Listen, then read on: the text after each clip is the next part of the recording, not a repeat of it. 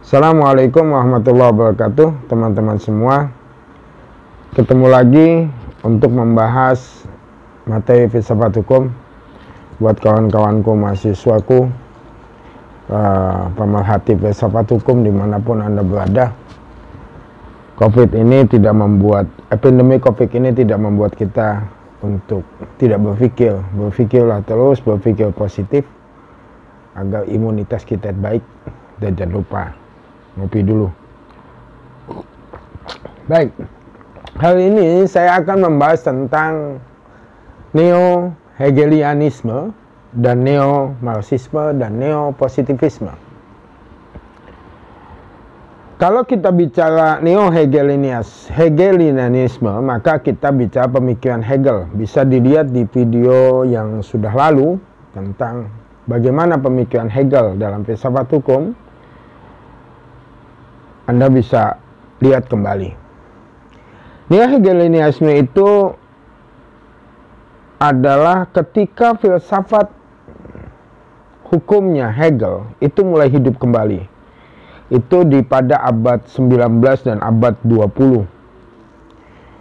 Tokoh neo-hegelianisme adalah Julius Bindel. Ada dua tokoh. Julius Bindel yang hidup pada tahun 1870 sampai 1938. Julius Bindel itu ketika dia masih muda, dia sangat dipengaruhi oleh pemikiran Immanuel Kant. Dia mengikuti jejak Immanuel Kant ketika mengatakan bahwa hukum adalah bersifat transendental. Ya. Pengertian hukum bagi Julius Bindel adalah dasar konstitutif dari seluruh hukum empiris. Ya. Nah, dalam poin ini dia berbeda dengan pemikiran Kant. Menurut pemikiran Julius Bindel, hukum tidak hanya bersifat formal. Hukum juga bicara tentang isi hukum. Jadi tidak mungkin hukum itu melulu normatif. Ya. Jadi dia harus bersifat formal dan kemudian bicara pada isi hukum. Ya. Nah, isi hukum adalah pesan moral yang kemudian dengan adanya pesan moral inilah menjadikan tata hukum itu harus sesuai dengan keadilan. Ketika tata hukum tidak sesuai dengan keadilan, maka dia katakan hukum itu tidak benar. Itu pada tahap pertama. Tahap kedua, Julius Bindel mengatakan bahwa hukum itu ada di dalam kehidupan berbudaya. Karena kehidupan berbudaya manusia adalah sebuah norma. Dan norma tetap berlaku sebagai nilai yang transenden. Dalam arti, norma itu nilai yang transendental yang dia itu membimbing manusia untuk dapat hidup dalam nilai kebudayaannya. Nah, bagaimana dengan hukum? Ketika hukum itu hidup di dalam budaya manusianya dan manusia itu punya norma, nah hukum itu juga memiliki norma hukum. Sehingga hukum positif yang ada pada masyarakat itu di bawah bimbingan norma hukum. Jadi hukum itu tidak boleh lepas dari norma hukumnya. Ya. Dan norma hukum ini kemudian menjadi juga nilai transenden karena dia membimbing hukum. Ya. Nah, pada tahap ini dia memandang bahwa hukum itu adalah bukan hanya dia bersifat positifis, tapi juga dia juga merupakan sesuatu yang normatif. Pada tahap ketiga, tadi tahap kedua, pada tahap ketiga, Julius Bender mengatakan bahwa ketika hukum itu berada di luar hukum positif, dalam arti ada hukum tetapi tidak dibikin oleh dalam hukum positif, maka harus ada penggabungan antara ide hukum dan hukum positif. Bahwa hukum yang di luar hukum positif itu hidup di dalam ide hukum.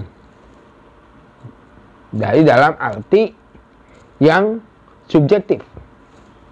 Sementara hukum positif itu adalah sesuatu yang hidup di dalam arti ide objektif. Nah, ide hukum dan hukum positif ini kemudian berdialektik. Berdialektif satu sama lain, saling melengkapi kehidupan masyarakat sehingga ruh hukum itu akan terus berkembang. Ruh hukum itu akan terus ada dan hidup. Dan hukum itu menuntut adanya perubahan. Itu Julius Bender. Jadi, kenapa kok begitu? Karena budaya masyarakat itu sesuatu yang cepat. Nah, ketika budaya itu sesuatu yang cepat, banyak hukum-hukum yang di luar berada di luar hukum positif, dan hukum positif ini ada, dan ini harus digabungkan. Sebab hukum yang di luar hukum merupakan ide hukum, ini adalah hukum positif dan kemudian berdialektik. Dan ketika berdialektik itu melahirkan roh hukum.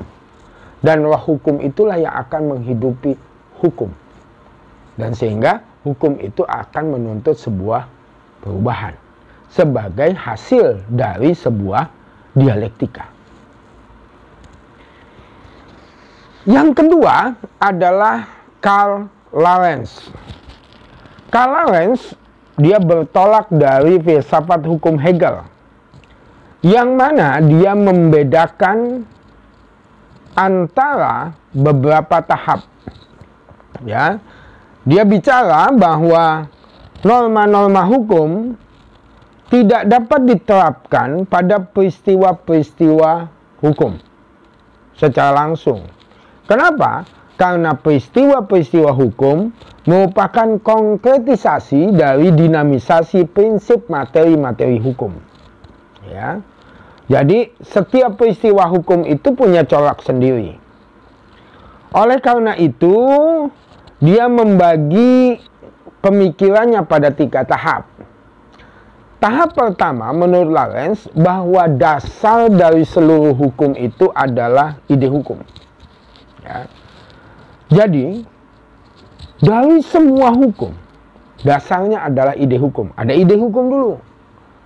Nah, ide hukum itu adalah sebuah ide normatif yang a priori.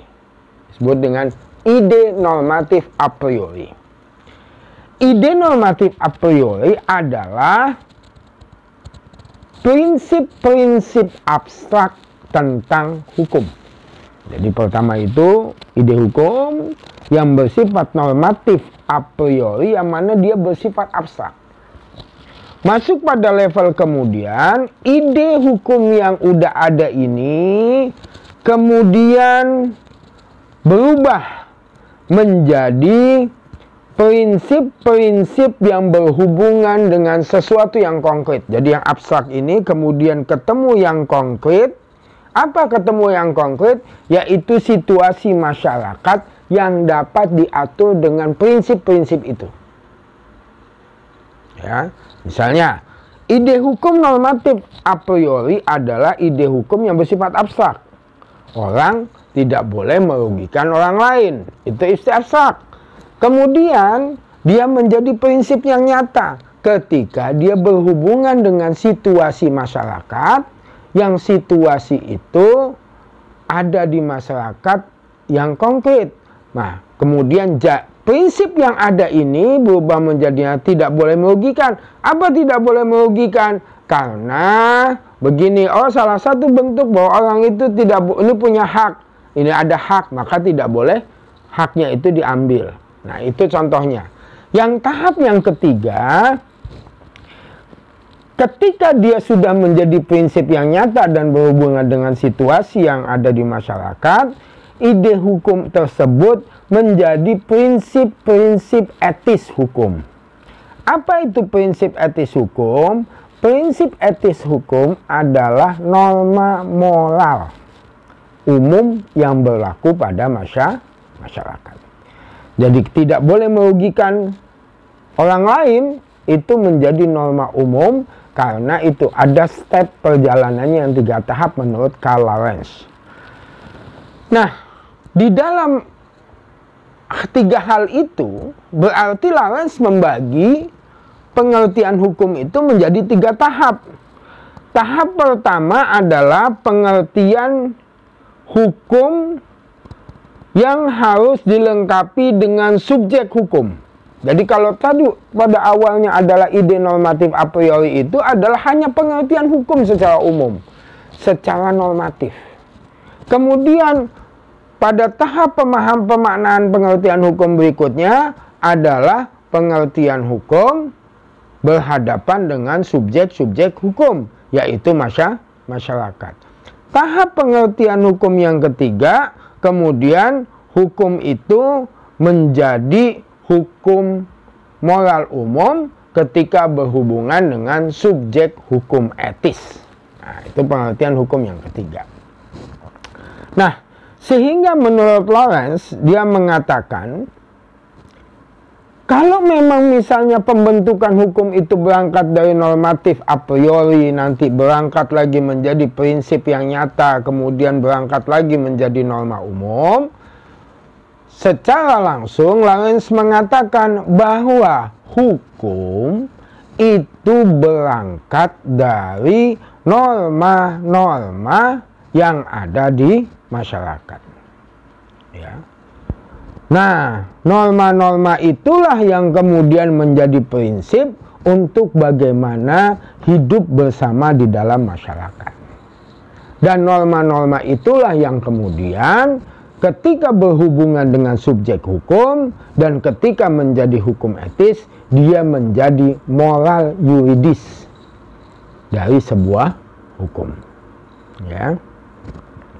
Sehingga dia katakan bahwa andai kata hukum itu tidak memiliki norma, itu tidak bisa dikatakan sebagai hukum. Itu Hegelian. Di mana letak dialektikanya pemikiran Lawrence? Kalau tadi kita bicara pemikirannya Julius Binder adalah ketika bicara bahwa ada norma, kemudian norma itu berlaku nilai transenden, kemudian dia melakukan dialektik antara ide hukum dan hukum positif, maka Lawrence mengatakan bahwa norma yang ada itu di mana letak dialektikanya? Ketika norma yang ada berdialektik dengan kenyataan hukum, dengan kenyataan yang ada di masyarakat. Ide hukum, ide normatif, atau kita tahu di sini ide normatif, kemudian ini kondisi masyarakat, dia berdialektik, kemudian dia menghasilkan moral yuridis. Ini yang disebut dengan prinsip neo-Hegelian. Ada dialektikanya. Jadi antara dialektik antara norma tadi dan kenyataan berdialektik dan menimbulkan moral yuridis. Itu yang kemudian disebut neo-Hegelian. Yang kedua, kita akan membahas tentang neo-Marxian atau neo-Marxisme. Maaf, saya katakan neo-Marxisme. Neo-Marxisme, kalau kita bicara tentang Marx, itu sudah ada di video sebelumnya, bisa dilihat juga di video ini yang sebelumnya, ada tentang pemikiran Marxis. Nah, bahwa kemudian di dalam Marxisme atau pemikiran Marx ada dialektika yang kemudian kita bicara tentang historical materialism, bahwa di dalam pemikiran inti pemikiran Marx bahwa hukum itu adalah sistem hanya berfungsi pada sistem produk kapitalis yang kemudian harus hanya berguna untuk melindungi kepentingan-kepentingan borjuis, yang kemudian ketika hukum borjuis itu selalu ada, maka akan sistem masyarakat akan selalu dikuasai borjuis dan orang akan diintimidasi, orang didiskriminasi dan lain sebagainya. Dalam ujungnya Marx dia bicara tentang persoalan perubahan yang ada, perubahan kelas, tapi makanya disebut dengan utopia karena tidak terwujud. Nah, neo-Marxisme ini bicara yang pertama, contohnya saja ketika misalnya tokoh Pasukanis misalnya. Pasukanis itu seorang neo-Marxisme. Neo-Marxis Pasukanis mengatakan bahwa dalam masa Stalin, ahli hukum membela pendapat bahwa hukum rakyat menggantikan hukum borjuis, yaitu hukum proletariat. Pendapat Stalin yang kemudian mengganti ketika revolusi di Uni Soviet, mengganti dengan hukum-hukum proletariat, dengan sistem komunis. Ya. Tetapi kemudian Pasukanis itu juga dihukum mati oleh Stalin. Ya. Loh, kalau begitu hukum proletariat ini sama saja dong kemudian menjadi alat dari orang yang berkuasa pada saat itu, yaitu Stalin. Nah, itu yang kemudian menjadi satu pertanyaan neo-Marxis. Makanya ketika banyak orang yang mempelajari Marx, dia akan bedakan antara pemikirannya Stalin, pemikirannya Mao Zedong, dan pemikirannya Marx. Bahwa Stalin ketika dia berkuasa, dia bikin hukum itu diganti dengan hukum proletariat, tapi kemudian hukum itu sendiri yang kemudian membunuh banyak orang. Yang kemudian hukum itu menjadi alat kepentingan dari kelompok-kelompok elit pada komunis. Itu contohnya. Nah, ini yang kemudian, loh kalau begitu sama saja dong, kelasnya aja beda. Kalau misalnya di dalam kapitalis kelasnya adalah borjuis, maka di masyarakat komunis, kelas proletariat, maka kelasnya adalah elit-elit partai komunis. Itu sama saja. Itu kemudian disitulah pemikiran Marx juga tidak bisa diejawantahkan dengan baik. Kemudian neo-Marxisme misalnya, banyak ajaran ortodok Marxis yang tidak diterima oleh banyak orang. Misalnya, oleh pemikiran oleh Bernstein pada tahun 1850 dan 1932. Dia mengatakan bahwa teksis Marx yang mengatakan bahwa kemiskinan rakyat dan meningkatnya permusuhan antara borjuis dan kaum proletar itu yang ada, itu mengatakan tidak sesuai dengan perubahan zaman. Bagi dia, perjuangan untuk melakukan sebuah perubahan tidak dengan revolusi proletariat. Tetapi, menurut Bernstein, perubahan itu harus dilalui dengan jalan demokratis. Ya. Teori Bernstein ini disebut dengan teori revisionisme. Walaupun bentuk praktisnya adalah reformisme. Dan Bernstein inilah yang kemudian menjadi pemikir aliran-aliran sosial demokratis yang ada sampai sekarang. Walaupun pemikiran ini ditentang oleh Lenin, ya, bahwa Lenin mengatakan hanya revolusilah yang kemudian bisa menjamin kesejahteraan rakyat yang diinginkan. Jadi dialektika sejarah yang ada sama Marx, yang kemudian diejawantahkan oleh Lenin, Stalin, dan Mao Zedong dengan revolusi, menurut Bernstein tidak. Sejarah zaman itu tidak seperti itu. Perubahan yang ada harus dengan cara yang demokratis, dengan jalan yang demokratis, yang kemudian jalan yang demokratis itulah yang bisa membawa sebuah perubahan. Ajaran Marxisme kemudian juga banyak dari Bernstein ini yang kemudian orang mempelajari dirinya, mempelajari Marxisme. Contohnya seorang yang namanya Antonio Gramsci.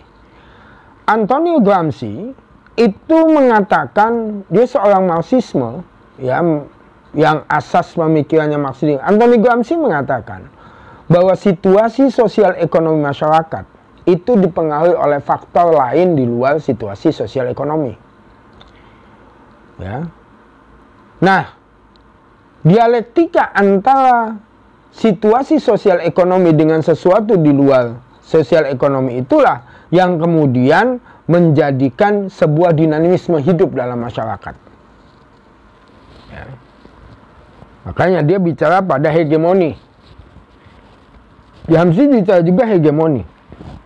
Bahwa kemudian ada yang menghegemoni segala sesuatu, tapi berangkat dari bahwa itu lahir dari situasi sosial ekonomi yang berhubungan dengan hal di luar situasi, yaitu misalnya budaya. Ya. Jadi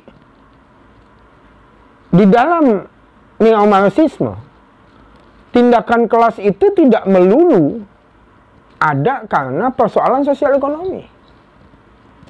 Tindakan kelas itu ada karena hubungannya dengan di luar lain. Saya contohkan misalnya, adanya kelas sosial masyarakat ningrat. Jadi bagaimana situasi kondisi ekonomi, sosial ekonomi melakukan dialektik dengan kebudayaan yang ada di Indonesia, ada namanya status darah biru. Itu kan memberikan satu hal sendiri itu, bahwa kemudian kelas sosial tidak melulu yang punya uang. Kelas sosial itu tidak melulu mereka yang punya ekonomi, tetapi dialektika antara mereka yang punya uang dan mereka yang punya status sosial.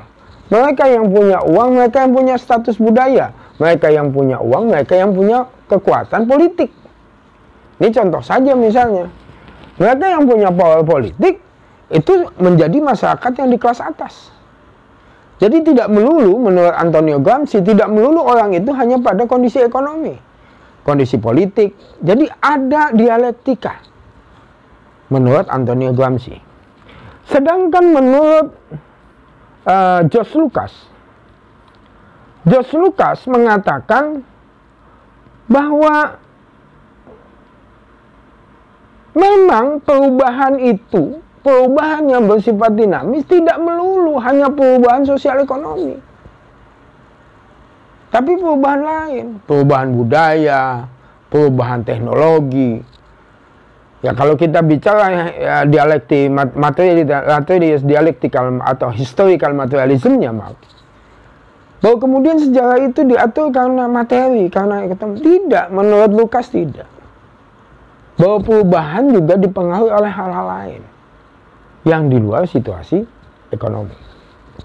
Nah, neo-marxisme ini masih dianggap radikal oleh beberapa masyarakat, ya, yang kemudian sebetulnya melakukan formulasi pemikiran terhadap pemikiran Marx. Jadi yang pemikiran Marx yang mengatakan bahwa situasi perubahan itu karena sosial ekonomi itu tidak juga menurut beberapa tokoh.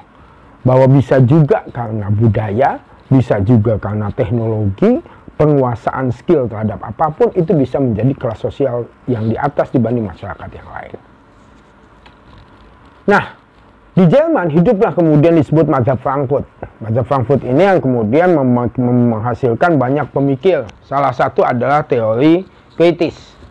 Teori kritis ini adalah bagian dari neo-marxisme yang ada di belahan dunia saat ini. Nah, kemudian di Amerika, seorang neo-marxisme dikenal dengan tokohnya yang bernama Herbert Marcuse. Herbert Marcuse ini dia bilang bahwa zaman sekarang anak-anak muda banyak yang bosan dengan hidupan konsumtif.